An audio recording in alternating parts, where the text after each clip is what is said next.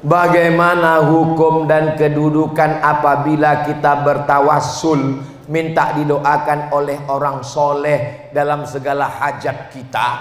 Nanti kalau dia datang ke sini, minta doa sama dia supaya dosa kamu diampunkan. Kata sahabat, kami kan sahabat Nabi, tidur dengan Nabi, sholat dengan Nabi, berteman dengan Nabi, perang dengan Nabi. Betul kamu sahabatku, tapi orang ini hebat. Nanti kalau aku mati dia datang ke sini, minta doa sama dia, doanya makbul. Siapa itu? Dia adalah Uwais Al-Qarni, tinggalnya di Yaman.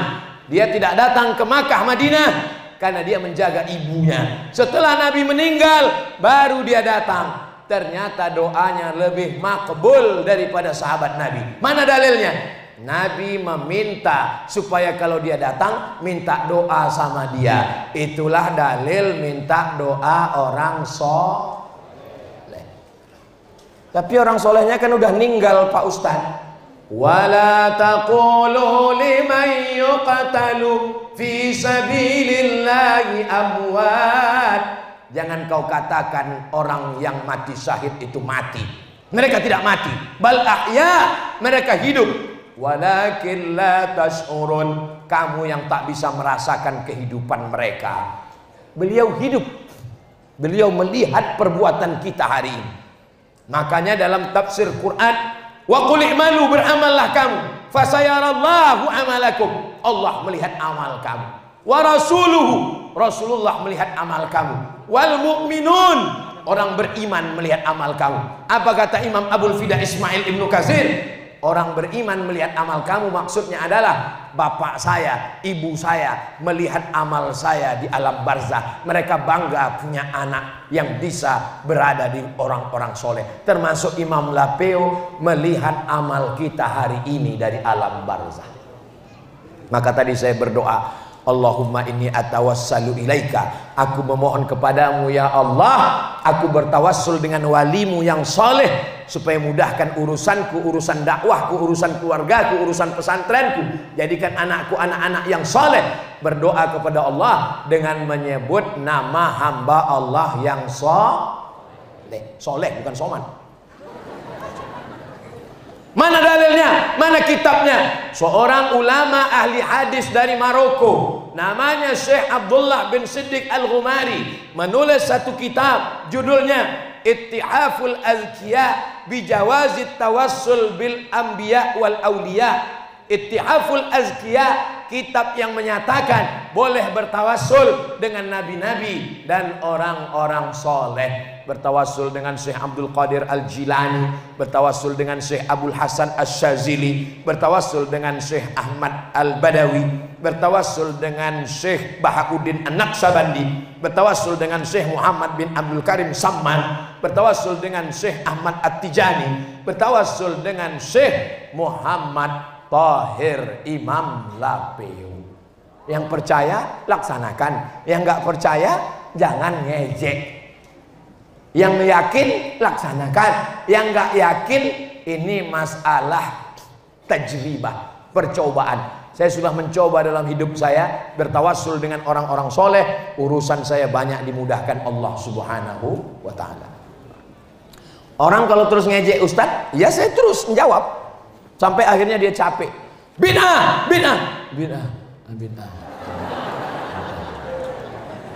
Maulid bid'ah, Islamiyat bid'ah, tawassul bid'ah, bid'ah, bid'ah. Saya gas terus. Assalamualaikum Ustaz, apakah ada doanya agar anak keturunan kita menjadi anak yang soleh dan solihah, istiqomah dalam kebaikan, agar bisa menjadi ulama seperti ulama Mahaguru Imam Lapeo? Terima kasih, wassalam Pak Ustaz. Saya kalau ketemu orang-orang hebat itu, saya tanya. Waktu ketemu dengan Bismillahirrahmanirrahim, Kiai Haji Muammar Z.A. Agak mirip-mirip dikit kan? Di antara qori-qori internasional yang eksis dari zaman saya kecil sampai sekarang, banyak qori hilang. Tapi beliau ini termasuk eksis. Jadi saya tanya, apa amalannya Kiai? Jadi kalau ketemu ulama tuh saya bisik, apa amalannya Kiai? Banyak juga orang sekarang bisik ke saya, udah ngopi belum? Apa amalannya Kiai?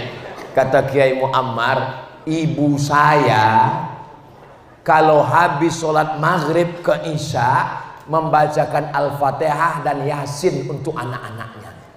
Anaknya 9, Fatihah Yasin, Fatihah Yasin, Fatihah Yasin, Fatihah Yasin, bertawassul kepada Allah dengan surat Al-Fatihah dan surat Yasin. Ayah saya, kata Kiai Muammar, habis maghrib ke isya nggak keluar masjid, masuk maghrib keluarnya isya, dan habis subuh sholat keluarnya terbit matahari setelah syuruk, mendoakan. Baru saya paham, di balik anak yang hebat ada ayah ibu yang luar biasa. Ibu saya nggak pernah cerita, saya nggak pernah nanya. Tapi ketika dia tua, saya bawa pengajian kemana-mana, ngaji saya bawa ke Medan. Sampai di Medan kami nginap di hotel.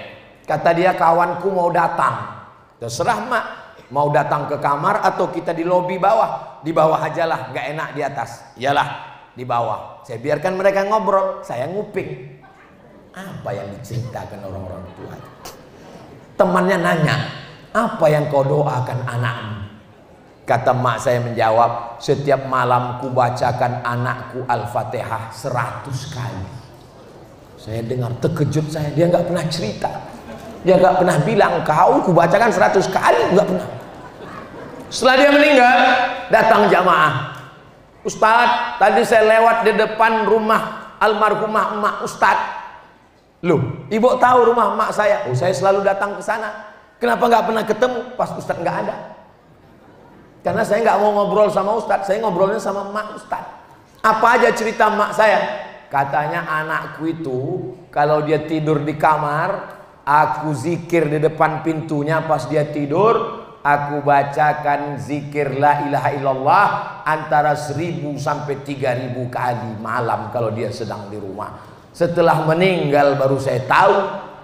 Saya ceritakan ini ke ibu-ibu supaya kalau sedang mengandung anak banyak baca la ilaha illallah, surat Yasin, Al-Fatihah dan sholawat. Jangan pas ngandung anak kayak racun, kucing garong, cinta satu malam, selimut tetangga, pulang-pulang berbadan 2. Bapaknya juga begitu, bapaknya juga berzikir. Jangan bapaknya sibuk dengan maksiat. Maka kalau ini dilaksanakan, bacakan doa Nabi Ibrahim, Rabbi habli minas solihin. Bacakan doa Nabi Zakaria, Rabbi habli min ladunka zurriyatan thayyibah.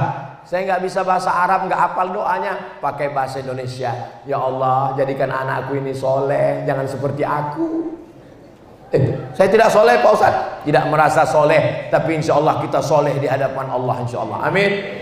Nah, inilah yang dapat kita lakukan supaya diselamatkan Allah kita dunia akhirat dan anak-anak kita menjadi generasi yang baik dan negeri kampung halaman kita baldatun thayyibatun wa rabbun ghafur. Di akhir majelis, sebelum berdoa, kita bertawassul kepada Nabi Muhammad, kepada sahabat, kepada wali-wali Allah, kepada imam-imam mazhab, bil khusus kepada Imam Lapeu Syekh Muhammad Tahir ala hadhihi niyah. Al-Fatihah. A'udzu billahi minasy syaithanir rajim. Bismillahirrahmanirrahim. Alhamdulillahi rabbil alamin. Ar-Rahmanir Rahim maliki yaumiddin. Iyyaka na'budu wa iyyaka nasta'in. Ihdinas siratal mustaqim. Siratal ladzina an'amta 'alaihim ghairil maghdubi 'alaihim waladdallin. Amin.